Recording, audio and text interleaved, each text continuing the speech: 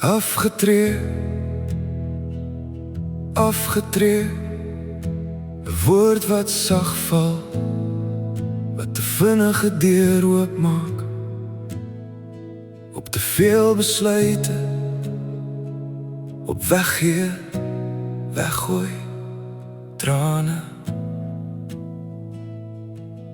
Die selfoonoproepe het stil geword, geen dringende stem wat my naam roep, tussen vergaderings en verpligtinge nie. Net 'n skerm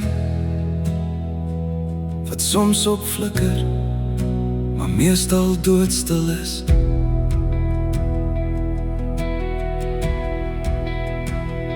'n nuwe plek, mure wat my nog nie ken nie, vloere wat nie my tree onthou nie.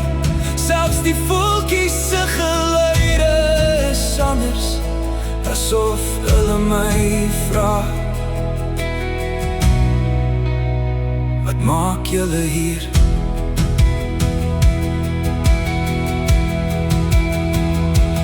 Nuwe mense, gesigte sonder geskiedenis met ons, gesprekke wat nog huiwer tussen vreemdeling en vriend. Ek moet weer my storie van vooraf vertel, korter nou, stadiger.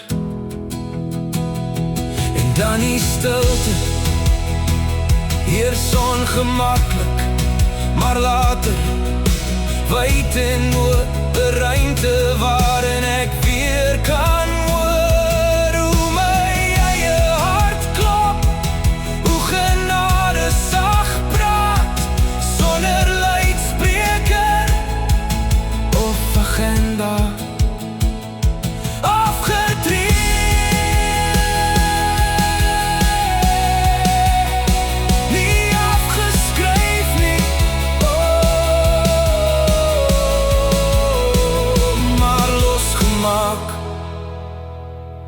Om anders te luister,